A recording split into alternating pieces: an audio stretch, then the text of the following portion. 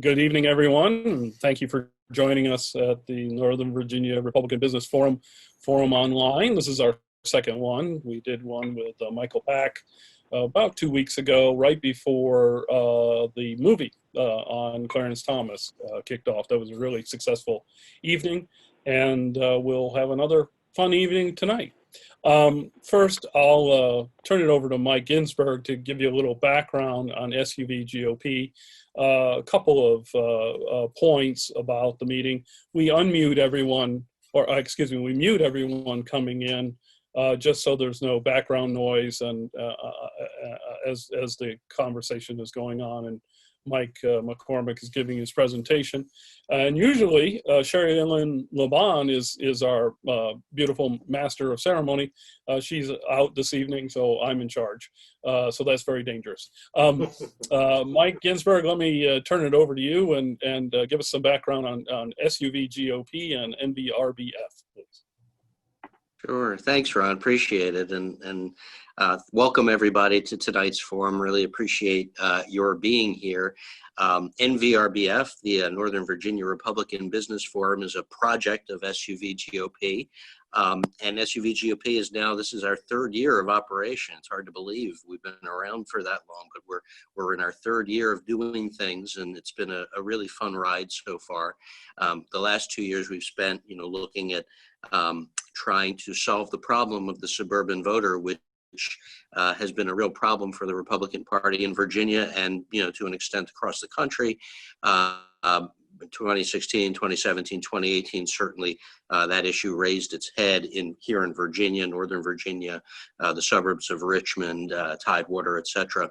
So we've been hard at work trying to find different ways to figure out what the issues are and try to fix them or develop ways that the Republican Party here in Virginia can fix them. So we've been very active both on social media with events like this, with videos, podcasts. We do a podcast called Think Suburbia. We did our most recent one. We released it this past yesterday, with Manga and Antamula, who is the candidate for the presumptive nominee for the Republican Party in the 11th district. So we're very excited to do that. We're hoping to do more, out in the field, but obviously things have conspired against all of us this year. But we've been very nimble about doing things like this. Before all this happened, we had some great events back in the fall with the forum, including happy hours with Congressman Riggleman, Congressman Hurd. We had a breakfast with Congressman Whitman. So all of these things were happening and were planned. So we've moved online. But this is, the forum has been great. The SUV has been great. And we are eager to get back into the field and, start knocking doors and doing those things again. But till then, we'll continue online. And there are opportunities to get involved. If you are interested, please feel free to sign up for our newsletter. Shoot us an email, suvgop@gmail.com, or you can go online to our website, suvgop.com. You can find out all that information. Get on our website, or get on our email list too, if you're not on it. The newsletter is just fantastic in terms of getting information about SUV, NVRBF, as well as local gatherings of Republican activities, from candidate activities to committee activities, etc. So I encourage you to get involved with all that. And thank you again to Mike McCormick, and looking forward to a really great presentation. So back to you, Ron. Well, thanks, Mike, and thanks for the briefing. We still have people coming in, which is great. And we look forward to the opportunity of having everyone together at our future breakfasts and stuff like that. So first, let me show you a cover of the book if you haven't seen it. This is Mike's book. And let me give you a little background on Mike, and then I'll turn it over to Mike. And Mike's going to do a quick slide presentation and then go through and answer questions and everything else. So Mike McCormick recorded the words of presidents and vice presidents for 15 years at the White House, traveling the world on Air Force One and Air Force Two, with and without the American press along, while he transcribed the official record. In Joe Biden Unauthorized, Mike recounts his trips while assigned to Biden's office, going to Ukraine, China, Turkey, and more. deal-making in Hollywood, angry and unhinged diatribes where Joe attacks his own audiences, and policy debacles shipping American cash directly to narco-traffickers in Northern Triangle of Central America. Behind the scenes with McCormick, we see the stories on Ukraine corruption, beginning in meetings in Washington, D.C., how the leaders of foreign countries trapped Joe Biden into humiliating spectacles on their soil, and how Biden's family gets entangled into the official duties of the office of the vice president. Mike also reports on the greatest Joe Biden speech you never heard, the loving family backdrop to Biden, an intelligent, savvy politician that has long sought the presidency, but is self-sabotaged by chronic carelessness, gaffes in speeches, and vulnerabilities from encroaching age.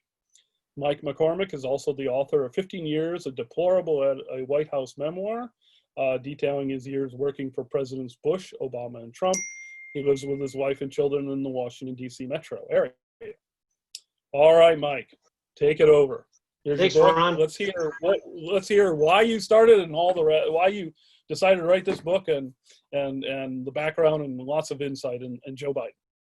All right, thanks, Ron. And for everybody, my name isn't Sophia. This is my daughter's Zoom account. She uses it for schoolwork, so I didn't know how to change the name out. So I'm Mike. Hello, and thanks for being here. Why did I write the book? The book is there was a three-part series that I had in mind when I left the White House. The first was basically explaining Trump's victory in 2016. And, you know, from my perspective, I saw him winning years ahead of a lot of people that thought they were really smart and weren't. And it didn't surprise me when he won. And then this whole Russian hoax thing was horrific. And it was a terrible thing. And, you know, I kind of pinpointed a lot of stuff that he did right and that Hillary Clinton absolutely did not do right, and kind of pushed it back into the Obama years further. So then the next step in the trilogy was the Joe Biden book. I worked for Joe Biden as his stenographer from 2011, January 2011, till he left, 2017, January 2017, Inauguration Day. And then I worked for President Trump for a year, and I think Donald Trump is probably one of the best presidents, if not the best president we've had ever, certainly in our modern era. He just has a captivating way of changing the narrative, leading with dynamic intentions, and also getting things done. He's been very effective at a lot of things, and I think when push comes to shove, after all the COVID discussions are finally understood, after the COVID situation is understood, people are going to realize that this was a really mighty accomplishment that he is actually in the middle of performing, and they're not really giving him credit for it yet, but they will. And so back to Joe Biden. There you go, Joe Biden Unauthorized and a 2020 Crackup of the Democratic Party. And there's the book cover. It's on Amazon, and it's $28.99. You can get autographed copies through JoeBidenUnauthorized.com. That's our website. The Amazon is, you know, free shipping. We have a couple extra dollars for shipping on the website charge. We'd love to, you know, as many people buy it as possible. It's a great read. You can also buy my other book. I'll talk about that later. But the thing is that if you do happen to buy the book and you like it, it really helps if you go back into Amazon and do a review for the author. It's really a big thing for their marketing program. And the more positive reviews we get, the better process the Amazon sort of pushes it up the ranks. And it, you know, if we get 1,000 reviews, they actually promote a book with 1,000 reviews. So if you buy it and you like it, review it. Or if you don't like it, you can review it that way. Review is a review. Okay, next slide. Okay, so this is so I started in 2011, and this is basically the quick talk is going to be the timeline of Joe and Hunter's sketchy business in Ukraine. When I started writing this book, I was telling Ron just a minute ago, I started this in July, and I had a sense that Joe Biden was going to be president. I know it's been a lifetime ambition of his since he was elected in the Senate in '72. And I knew that he had, through the Obama years, behind the scenes done a lot of work to generate a lot of allies out there. He was always going down to South Carolina to do this big fish fry with Representative Clyburn. Well, guess what? That paid off when it came time for the South Carolina primary. That's basically what put him back in business. So he had those connections over the years and used them extensively. And he really leveraged his vice presidency into this platform to be the next president. And personally, I think it's a disaster for the Democratic Party, but that's their problem. So what happened was, as I was writing the book, I started digging into Joe and Hunter, what they did around Burisma. And the reason I did was because I was on the plane with him in Ukraine for 3 of his 5 trips there. And so as I dug, I realized there's a lot more going on there. And that's what we're going to talk about in the next 15, 20 minutes. Next slide, please. So the big question is, why haven't the press raised any of these issues with the man that Democrats believe is their candidate? And, you know, the fact is, throughout the book, you'll read instances where I was in Russia and he was publicly embarrassed by Vladimir Putin. Nobody reported on it. And this happened in 2011. He was in China and there were public embarrassments. There was some reporting on it, but it wasn't brought back into the mainstream press in front of the American people in a way that really raised serious questions about what is really Joe Biden doing with the Chinese, specifically Xi Jinping, who's now the president of China. What's he doing with them? Why is he getting embarrassed by him? And how does that affect his behavior in our relationship with them? So those are the big questions. And then I started digging into the Burisma Holdings and Joe and Hunter. And that's when the questions really started to solidify. Next slide, please. So the first thing to understand about Joe and Hunter and Devin Archer and Chris Hines. So Hunter Biden, Devin Archer, and Chris Hines formed Rosemont Seneca Partners, June 2009, right after the Biden's, Joe comes into the, after Obama-Biden victory. In July, Joe Biden travels to Kyiv, Ukraine, and announces an Obama, he's the head guy, he's sort of the brainstorm behind this.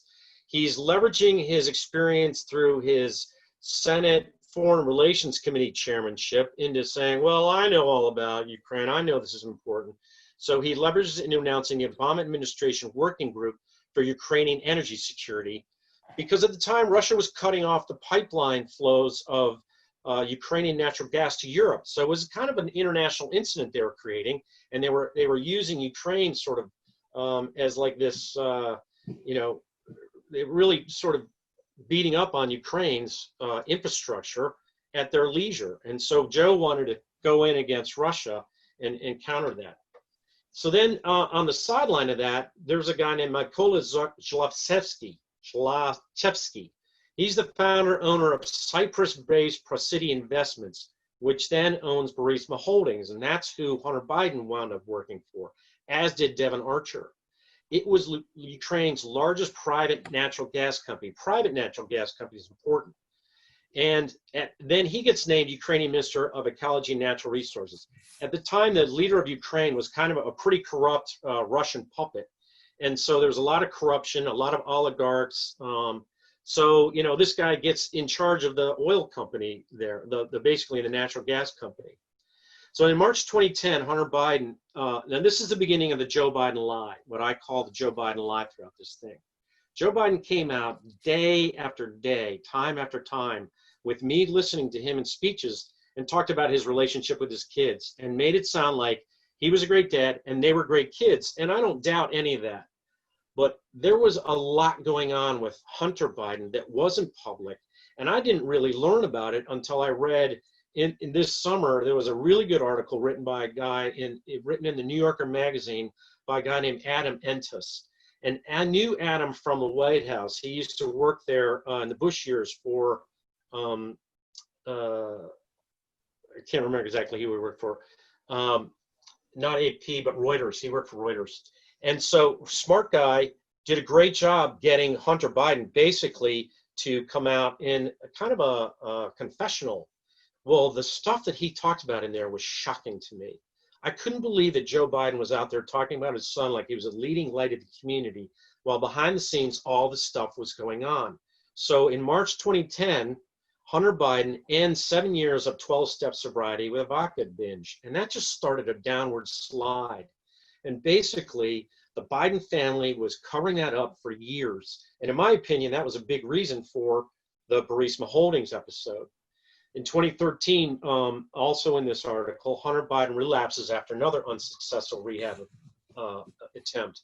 All of these points that I'm pointing to in this talk, this is out of a timeline that I drew up in the back of my book. And each of these points has notes attached to it. So there's either a media notation, citation.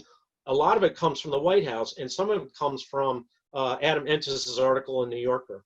In May 2013, Hunter Biden reports the United States Navy Reserve, Norfolk, Virginia, intake drug test yields positive for cocaine. Basically, in May 2013, the guy was doing cocaine when he walked into the Navy Reserve. His father was always talking about, oh, my son's going to be a Navy officer. His brother was an Army guy. Now he's a Navy guy. And all of a sudden, it went quiet. And no one heard about what happened. This drug test went positive in May.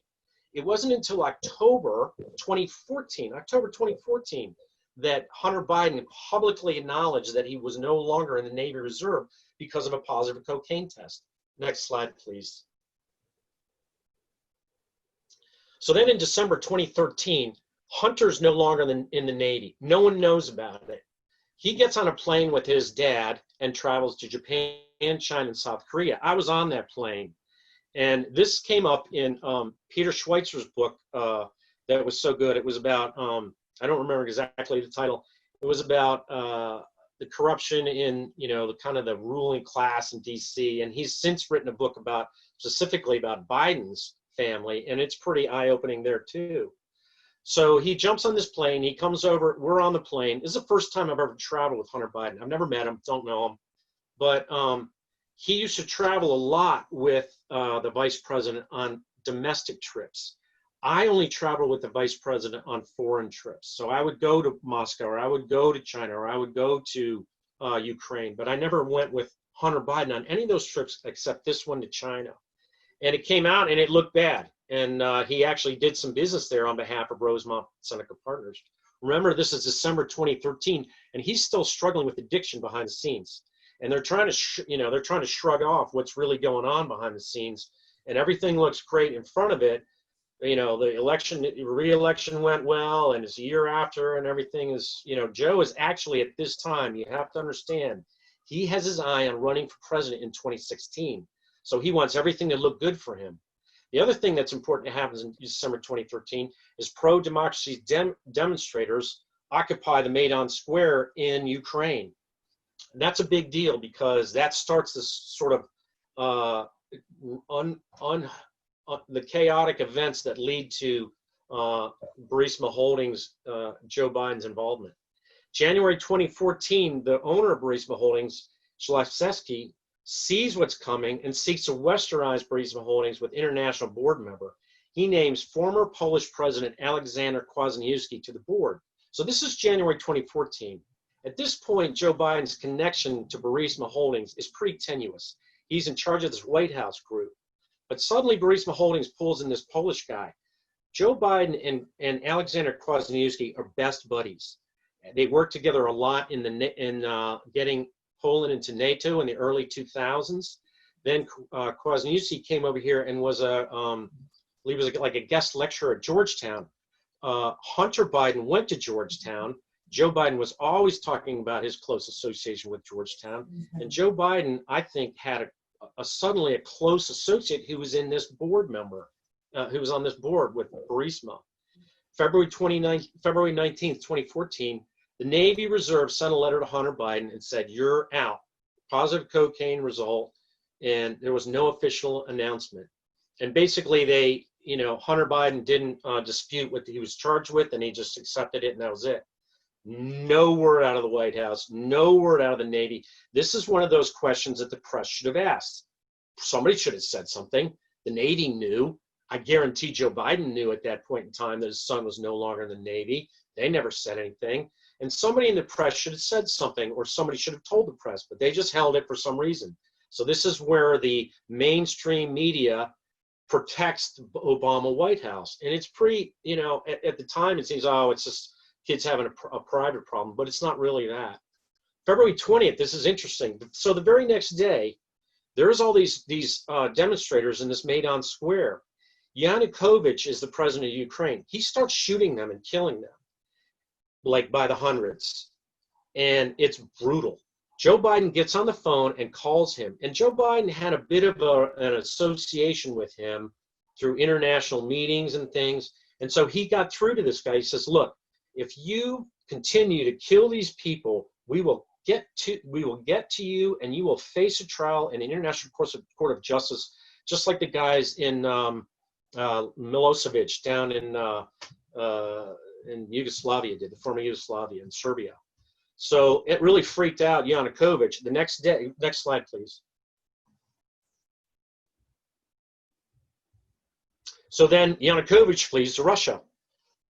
Well, there you go. Now there's a vacuum. Pro-democracy moves through Russia. This is Joe Biden who made that call. Notice it wasn't Barack Obama didn't make that call. There wasn't any other Democratic Party luminary making that call. I mean, Bernie Sanders was a senator. He could have made that call. He didn't. Elizabeth Warren was a senator. She could have made that call. She didn't. So Joe Biden has some skills, and he definitely demonstrated it right then and there to get, Ukraine's pro-democracy, basically save lives and save their pro-democracy movement. So then in March, Vladimir Putin launches a Green Men invasion of Ukraine. Well, they didn't see that coming. That was the biggest surprise of 2014, and then, well, it wasn't exactly, because then what happened was in the summer of 2014, we had ISIS jump up out of Iraq. So this isn't looking good for our foreign policy masters of the universe, the Obama administration. The Green Men invasion of Ukraine sends chaos through Ukraine. Zlochevsky realizes it's time to get out. He heads to Cyprus and tries to get his money there. The United Kingdom Serious Fraud Office, they had been watching for money laundering, and they saw a BNP Paribas, suspicious BNP Paribas money transfer order to Cyprus, and they held it, they froze it. So this is March. Notice at this point, there's nothing being said about Burisma Holdings, Hunter Biden, nothing. March 18th, Vice President Joe Biden travels to Poland and Lithuania. I was with him on the plane on that trip. It was a fast trip. We zoomed into Poland. We landed there for literally about 6 hours. He did a bunch of meetings. It was a scramble. We got back on the plane, flew about an hour and a half to Lithuania, did a long motorcade ride, got into a hotel, did an overnight, late night, finally got all the work done, and then up the next morning, he did a big speech in Lithuania and came home. It was like, zoom in, tell Poland everything's going to be okay. We're not going to let Russia invade you. Tell Lithuania everything's going to be okay. We're not going to let Russia invade you, even though Russia was still invading Ukraine right then and there. So at that point, Joe Biden is the point man. And on that plane, I've got a note in my book about the Joe Biden's national security advisor is a guy named Jake Sullivan. Well, Jake Sullivan's been in news lately. He's one of those guys that was in that unmasking situation. He was interviewed by the, I guess it was he did testimony in front of the House or whoever it was. He along with Podesta about some meeting they had. So Jake Sullivan at that time was working for Joe Biden. He goes back on the plane and he starts talking about Poland and stuff. It's really interesting what he said. Oh, Joe, I have something I want to read from the book that Joe Biden says about on this trip to Poland. I highlighted it here. So Joe comes out and he briefs to the press about. There's another passage. I'll read that in a second. He briefs to the press about. Joe comes out. He makes remarks to the press in Poland. At the bottom of the remarks, he talks about this friend of his who was an ex-president of Poland, who he's so proud of the friendship that he has a Polish cavalry sword on the wall of his house in Delaware. I looked and looked to see if that was Kwasniewski, and I couldn't confirm it, but I think it was Kwasniewski. I think that just goes to show you the closeness of the relationship between Kwasniewski. That's important because in March, it looks like in March, in the New Yorker magazine article that Adam Entis wrote, Hunter Biden admits that Kwasniewski recruited him to the Burisma Holdings board in early 2014. They don't give an exact date. There's no question about when was the exact date. When was it exactly done? So in March 2014, according to that, Kwasniewski recruits Hunter Biden as Burisma Holdings board member. Also at that time, Zlochevsky decamps to Cyprus. He leaves and flees to Cyprus. And he tells, according to Devin Archer, he tells Kwasniewski to recruit him to the board. He's apparently, according to Devin Archer, he knew Zlochevsky, and that's how he got recruited. You have to understand at this point in time, of these guys are telling this to this Adam Entis, they're already telling him lies. Hunter Biden, when he talks to Adam Entis for this article and tells him that I got recruited by Kwasniewski, also said, I did never touch that girl in Arkansas. Well, that was proved to be a blatant lie in November of 2019 when his paternity test came back.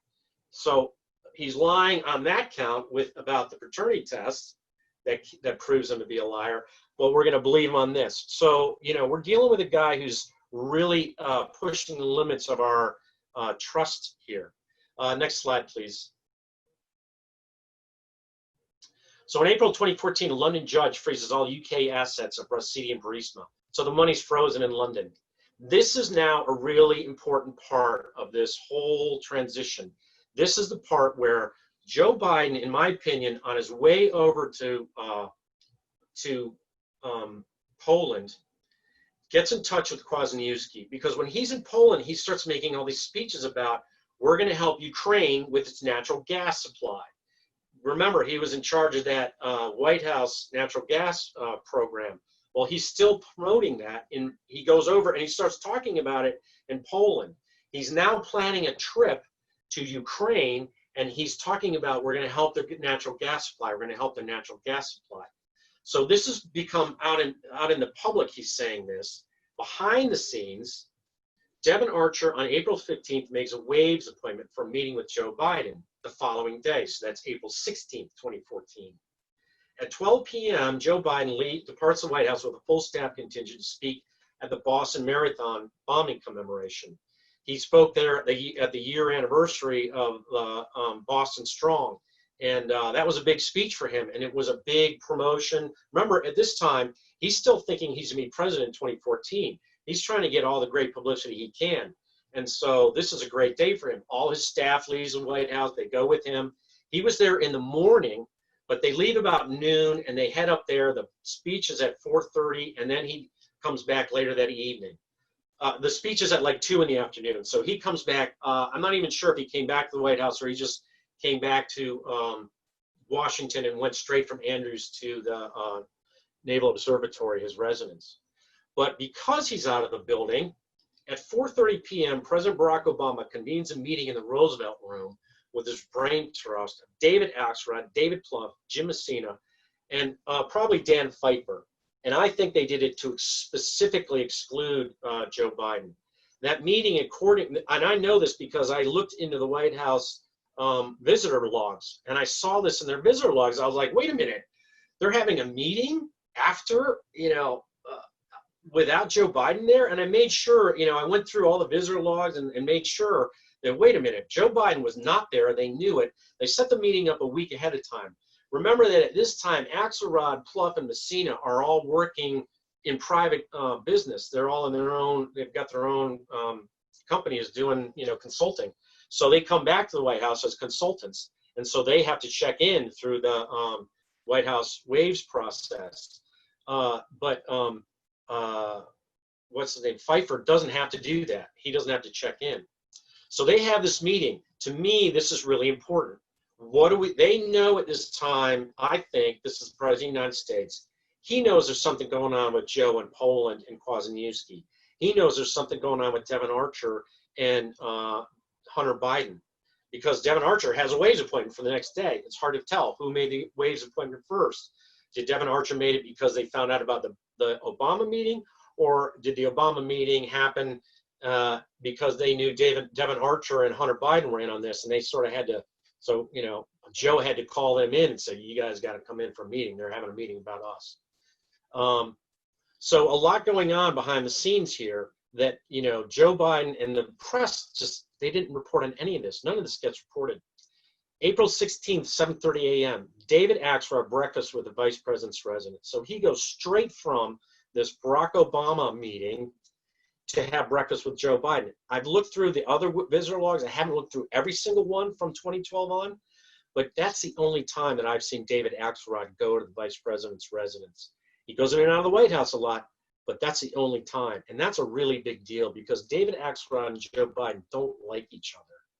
Joe Biden would be the guy that would always sort of run a side, like a side deal. And Axelrod was the guy that always frowned on it. He wrote about it in his book. Biden used to talk about when he came out as the sort of the spokesperson ahead of the president who said, yes, I think we should legalize gay marriage in America. And I think it's a good thing. David Axelrod was furious. And Joe Biden would specifically name Axelrod and those guys in the West Wing as the people that didn't like him. And what's also interesting is in the Adam Entos article in the New Yorker, Hunter Biden talks about the bad guys in the West Wing that got after his dad, and it really bummed him out, and he didn't want to hang out with, run the Washington lifestyle, which is, probably some truth to it, but it's also a Hunter Biden view, so who knows what you can trust. So then he has a meeting with Joe Biden. Who knows what he talked about? I talk about it in the book. So then 4 hours after he has breakfast with David Axelrod, Joe Biden meets with Devin Archer in the West Wing. This is the Vice President of the United States meeting with his son's business partner, who is also the business partner of the Secretary of State's son, who this is days before they're about to go to Ukraine. Part of what they're going to be talking about in Ukraine is a massive program of support for the natural gas industry. They're bringing a big package. So not specifically money. There's a lot of undercurrent of we're bringing experts. There's support that we're going to be doing. But all of a sudden, you can tell that Joe Biden is like putting himself into this promotion process for this Ukrainian natural gas industry. So then on 2 days later, after these meetings, Hunter Biden and Devin Archer are surreptitiously named to the board of Burisma Holdings. There's no public announcement. No one knows about it. Nothing raised in the White House briefing room. Next slide, please. So April 21st, 22nd, Vice President Joe Biden travels to Ukraine with billion-dollar loan guarantees. That's just for the general country because they've been invaded. They're all, there's a terrible unrest over the Democratic, the chaos from the Democratic demonstrations, but also substantial assistance for energy security, specifically in the natural gas sector. He publicly promises in a speech phone calls to Hungary, Slovakia, and Poland. Do you think he's going to call Kwasniewski? Do you think he's already called Kwasniewski when he was in Poland and said, hey, listen, I'm going to have some money for you from the natural gas industry. That includes Burisma. Can you get Hunter in there? Joe Biden at this point in time knows Hunter has a big problem with drugs and alcohol. And I think, in my opinion, this is Joe Biden trying to smooth out his son's turbulence to sort of, A, get his grandkids, give him some security for his family, his grandkids, but also B, make sure that his family still looks good for his presidential run. Remember, he's still running in 2016. So he goes there, he does a couple speeches. There's a lot of it in the book. I dig into it. One of the real interesting things that is talked about in the speeches is, and this is where I'm going to read, he talks about on the plane, Jake Sullivan, remember him? He comes back and he talks about what the vice president's going to discuss. And he says, but also he'll discuss with them, that's the Ukrainians, medium and long-term strategies to boost conventional gas production and also to begin to take advantage of unconventional gas reserves that are in Ukraine. That was Burisma Holdings' specialty. unconventional gas reserves. But this, when it's spoken by Jake Sullivan on the airplane, is spoken by a senior administration official to the press who were on the airplane. So they kind of came out with it publicly, but it was behind the scenes publicly. And then Joe gets out there and he says, well, I'm going to be doing this stuff and there's teams coming. You can read it in the book. There's this speech that he does and I delve right into it. And he, but the unconventional reserves is what Burisma had. And that's Joe and his team promoting that in public. And he always would say, I never had any contact with my son about his business. Well, to me, it just sounds like, he set up his son to get on the board through Kwasniewski. And then part of the deal was to go over and promote the association and promote the support for Burisma Holdings. So, I mean, to me, that's what it looks like. He comes back from the speech. There's not a lot of, there's no real sort of downside to the speech at this point in time. This is April, this is Joe Biden doing a great thing. He's saved Ukraine democracy. He's going over there and protecting them with money and with, assistance for energy security. There's no, there's no weapons they don't want to arm the Ukrainians. They don't want to do anything like that, no lethal aid, but they'll do this. So this is the Obama White House approach to Ukraine. So this is the next interesting thing is May 13th, 2014. Burisma Holdings publicly acknowledges that Hunter Biden and Devon Archer joined their board. This is when the news hits in the White House. It hits in the White House. It's talked about in the briefing room. Josh Earnest has to knock down the topic, and they're pretty tense about it. Josh Earnest sort of basically said, you have to talk to the vice president's office about this. And a spokeswoman for the vice president, that was a person who I worked for, Kendra Barkoff, said, Vice President denies there's conflict of interest, stating that he has no involvement with his company. I think that's a lie. But I don't think she knew what he didn't tell her what involvement he had. And he's always kind of manipulative about, I don't talk to my son about his business, but maybe I talk to his business partner, and maybe my son is sitting next to his business partner when I'm talking to him about the business. And that's how he hears about it, but I don't directly talk to him. May 22nd, Vice President Joe Biden, this is interesting. And I stumbled across this as I was doing the work on this in November. Yes, Ron, I see your note, and I'm going to get going. Anyway, he goes to Cyprus, and that's a quick trip into a place where Burisma Holdings is. So, wow, what is he doing there? After that, he goes to Ukraine for the next slide, please. I'll do one more slide, and then we'll go. He goes to Ukraine for the new president's inauguration, and he sees Kwasniewski there. Kwasniewski's at the same reception that he goes to. So then things start sliding downhill for Hunter Biden. He publicly acknowledges a discharge from the Navy in October. Not much made about that. November, Joe travels back to Ukraine. At this point, a reporter confronts him about his son's Hunter involvement in the Ukrainian thing, and he states specifically, I was standing next to him on the street in Kyiv when he said it, I never talked to my son about his business. In 2019, this past October, when they asked him that question, he said, I never talked to my son about his overseas business. So he's changed it. January 2015, the London judge lifts a freeze. And then in May 2015, Beau Biden dies of glioblastoma. And then in summer 2015, CIA Director Brennan assigned CIA analyst Eric Shermilla to the White House National Security Council to assist Vice President Biden in the Ukraine policy. So this is apparently the whistleblower. We don't know. That's what everybody says. This guy didn't know anything in what was going on in Ukraine when that happened.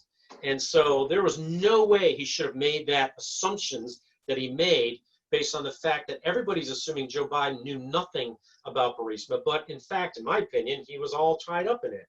So I'll end it there and I'll take some questions.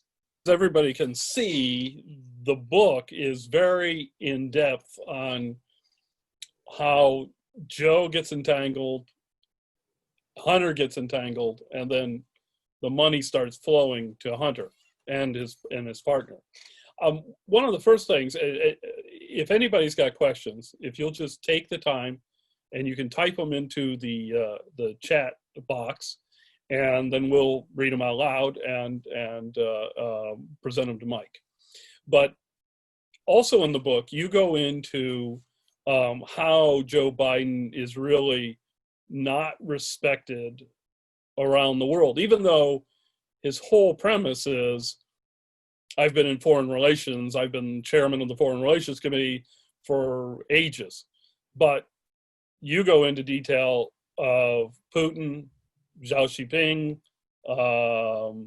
Erdogan, yeah. others. Just what do you think? What's the reason behind all that? And I mean, there are events that have happened. Go ahead. I mean, I was absolutely shocked at how pliable, compliant, lenient the press were on Biden and Obama. I mean, I literally saw in 2011, I saw Vladimir Putin, I call it in the book, he bitch slapped him. He made him look stupid in public, and no one heard about it. And, within a year, they're laughing at Romney in public for, thinking Russia's a bad, threat and all this stuff. And, within 2 years of Romney losing, they're battling Putin, tooth and nail in Ukraine and all around the world. And the whole thing slid downhill. And the press never came out with that. They never came out with that in Iraq. The whole ISIS thing was just a debacle. I don't know why the press was so lenient with them, but they just, that was a big part of the book. My other book was sitting in on press operations in the White House and listening to them just sort of, high-fiving Obama and rah, rah, and the New York Times and the Washington Post and, never a discouraging word. And so, that's why I wrote the books. I mean, somebody has to say what happened, and here it is. Right. So one of the questions, and similar, is what does Mike think about Joe's handlers this is from Scott Spisser. What does Mike think about Joe's handlers then and today and how the media is handling him? Is it different from, 6-8 years ago, or are we seeing the same thing? Joe, well, so there are no handlers for Joe Biden. That's his problem. That's what the whole Axelrod meeting was. That's what that Roosevelt room was. Joe Biden does what Joe Biden thinks he should do, whether it's smart or dumb. It's got him to where he is. That's made him, in his mind, successful and soon to be president. So his handlers, he's got a core staff that are still there. There was a good article written about his handlers. I don't remember what it was in, but basically there's a lot of deep loyalty in Team Biden going back to like years into his Senate. And those guys bury these stories and they just sort of sit on them. And Joe is basically well liked by the press. He's always, he's available to the press. So they like that. He's right. Amicable. They like the backstory of, how he sort of overcame the crisis, the horrific car crash with his family, and then now Bo's death. So there's a lot of sympathy for Joe, and they, keep hearing the word empathy around Joe Biden. But I mean, empathy isn't going to stand up to Vladimir Putin. Empathy isn't going to stand up to Xi Jinping. Empathy didn't look good sitting next to Recep Tayyip Erdogan when he was embarrassing him in Ankara in 2016. Joe Biden just doesn't have the backbone to be a president, and that's what I saw. That's why I wrote the book. Well, and also, I mean, he's been around Washington for decades and decades, so he's very close to the press, the Washington press. Another question from Jennifer. From what you've seen recently from Biden, do you believe he is going to be the Democrats' nominee? Wow, that's a really tough question to answer. I think it would take an amazing revolution within the Democratic Party to throw him out. I mean, basically, the first line of the book is Joe Biden walked into a trap.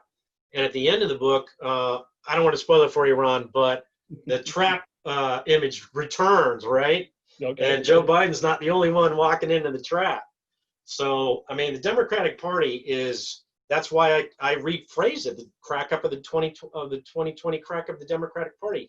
In my mind, this meeting that they had in the Roosevelt room, so Obama knew what Biden was about to do in Burisma with his son, and they covered it up. And in my mind, he either told Nancy Pelosi what happened with Biden, or he didn't tell her. And either way, she didn't know, which means there's a huge rift in the Democratic Party between Team Obama and every Democrat that voted for impeachment, because they just voted for impeachment based on a lie, or there is a cover-up from the Obama White House extending into the Pelosi House and the Schumer Senate that should be brought out and put out in the sunlight and shown out to people. Now, are you following, I guess, the Senate Foreign Relations Committee? I guess they're diving a little deeper in the Hunter Biden connection, I believe. Weren't they going to be putting out some subpoenas and stuff like that? Yeah, and one of the things I saw they were subpoenaing was Hunter Biden's travel records with the Secret Service, which is a really interesting tact, because if Hunter Biden is in that meeting in the West Wing, it doesn't show up. His comings and goings out of the West Wing or the Naval Observatory doesn't show up because he's a protectee. So he goes in and out of White House security stations with an escort. So he never goes through the waves process. So there's no official record except those travel records. The Secret Service, they'll log in, they'll radio in and say, radioing in, coming in, and they have these code words and they use them. And so that would be logged in, and they would have, if he was there, that would be a really damning piece of evidence, because that would mean that Joe is blatantly lying about not talking to his son about this business that he did. So, and my next step is to take the book and send it to everybody in that Senate committee, Democrats and Republicans, and see what they say. If anybody can help me with a contact they have in the Senate, I'd love to get a person to hand it to. I mean, I could use all the help I could get to get the word out on this. Will do. I'll have anybody's interested, send me an email. I'll get you Mike's contact information. Mary writes or asks, who is the puppet master creating Democratic policy on the talking points for Biden? Joe Biden would walk out in front of a crowd with his speeches and basically just about throw them in the air and say, these guys worked hard on my speeches, I'm using a word of it. And he would just start talking from the top of his head, which made my job a nightmare. And so that's why I specifically, they sort of put me in the slot. They said, look, we need a really top person to go cover this guy. He's a nightmare for us. Will you do it? And I said, yeah, sure. I like Biden. It's not as much travel. I don't have to travel internationally. I have a young family. So, I just travel internationally with him, and I'll be home, for dinner most nights. Well, he did a lot of late nights, but that's okay. But who were his handlers? That's his family. Valerie. There's a guy named Mike Donnellan, the Donnellan brothers. Let's see. These guys have been with him a long time. They've always advised him. But it's very close with the family, and then his own sort of ideas. But he's a little bit like Trump, where he'll get a whole range of advice from across all his contacts in the Senate, past and present. And so that's basically how he operates. I mean, he's always on the phone with somebody. Got it. Now, you also mentioned in the beginning that you're thinking about a third book. It was supposed to be a trilogy. So, talk a little about the first one, since we haven't talked about it, and if you've got an idea for your third one. The first one was basically behind the scenes of the White House. I start off on the election night 2016 and say, look, I saw this coming the first time I saw Trump speak in person in August of 2015. I knew he was going to win. He just nailed all the things. Part of the reason I wrote the Biden book was because Trump didn't get the credit he deserved for seeing how bad the Obama administration had managed things and seeing how poorly reported it was. And Americans aren't dumb. The American voters aren't dumb. We saw it. We knew you can't you can't retreat from Iraq, have an the eruption of ISIS, this caliphate takes over half the country, and you're trying to spin yourself as being aware and you've got great Middle Eastern policy. I mean, that's just ridiculous. But that's not what the press really put out. The press just put out basic day-to-day facts. They didn't really hit them hard. And you never heard, 2014 August, ISIS came within millimeters of upending the Obama administration, all their foreign policy, and it was a close call. And that story has yet to be written. I didn't know it. I don't know what it is. Somebody will write it. Yeah, how this is coming from me, this question. So how much input did Biden have on foreign policy with Obama? Was he relied upon, or was he kind of his own man outside the Obama team? How close were they? Great question. And I just realized I didn't answer your last question fully. So the next book in the trilogy, I don't know what it is yet. Okay. It's probably going to be, I think Trump's going to win. It's going to be something about how Trump runs the presidency and what the presidency is. Hopefully, we'll see. To get to why Biden foreign policy. Biden manipulated his way into that foreign policy. He put himself in a way to assert himself into all these prime spots. He was the point man on the Asia pivot. He was a point man in Ukraine crisis. He was the point man in the Middle East and ISIS. Joe will do Iraq. That's one of the chapters in the book. And so I just think Obama didn't really want to deal with it. I mean, Obama wasn't, he wasn't a hard-working president. In the end of it all, he was, he's a lot like a professor, and this comes out in the first book. He loved sitting around and talking with people. He loved being the, sort of the give and take of ideas, especially with people who adored his ideas, which was basically everyone in the press. Right. But, when the push came against him, he didn't have a good answer. He just didn't have enough experience at getting things done over time. And Biden probably just sort of shoved himself in there and got on those things. Okay, let me provide a couple more final questions. Ron Ferguson asked, does Biden have an anger problem? Which I did notice when I started reading that you mentioned. He seems to get to a point of yelling and screaming. Yeah. Screaming at. Specifically about the Violence Against Women Act. When he did that topic, he would get very, almost emotionally manipulative with his anger. And he would always, I'm sorry for my passion. He called it his passion. But yeah, he does have an anger problem. He once told this weird story. He has a lot of weird stories. He once told this weird story about when he was a kid. After church one day, his family would always go to this donut shop. And he saw this kid in the donut shop who had bullied his sister and done something really mean to his sister. So he took the kid and smashed him into the glass case in the donut shop. Right in front of the kid's family. And it was like, what? Why would a guy who's vice president even bring that up, So there's something weird there. There's definitely something weird there. Okay. Well, Mike, here's the last question. Have you sent your book to, this is from Harold, have you sent your book to Tucker Carlson and offered to be interviewed on his Fox Sports? Basically, how's because you self-published. Yes. On Amazon. How do you get the marketing? And basically, I'm sure this was one method. We get the word out. And when was it released also? Just a couple months ago, right? Yeah, the book came out right at the end of March. Or it was actually middle of March. Right. So COVID hit, the book comes out and COVID hits. It's like, right. Oh man, nothing, I'm not, what do I do? Right. I have had some contacts with the press. I have several press members on my LinkedIn thing. I sent a book to one of them. Haven't heard back from him. Yes, I'm going to start sending the book around to the first Foreign Relations Committee, and then I'll send it to members of the press. I'm just going to send it to members of the press. If anybody has a contact out there, if they have a personal contact with somebody in the press and they think this would be great, that'd be fantastic. I find that, I kind of hit through people, and then,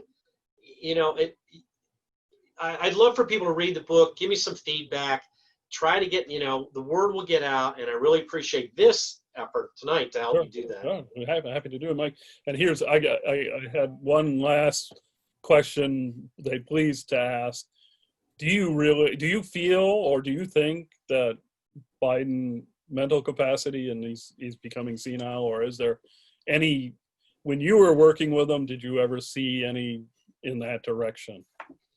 So Yes, he's definitely lost a step, but just a step. You know, the thing is, he did this stuff all the time, and no one reported it.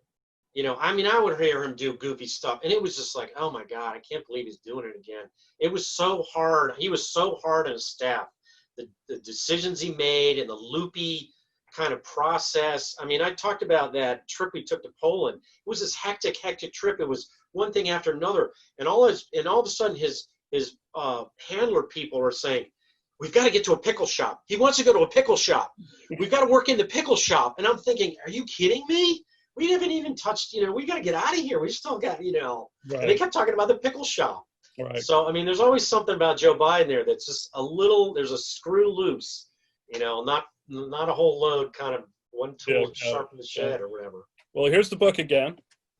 Joe Biden Unauthorized. You can find it on the link that we sent around, right? And at Amazon, please, you know, and going to Mike's JoeBidenUnauthorized.com, right? That's right. Yeah. That's right, Mike. Thanks for taking the time this evening. Thanks everybody for joining us. If you do have contacts and would like to connect with Mike, send me a note, send me an email, and we'll put you in touch. And I'm on Facebook. You can find me on Facebook, Mike McCormick, and you can also go at 15YAD, 15YAD is 15 years of deplorables. So that's my page. You can check me out there, and you know, hope to see you guys. It'll be great, and you know, thanks so much for having me. Well, thanks again, Mike. Everybody have a good evening.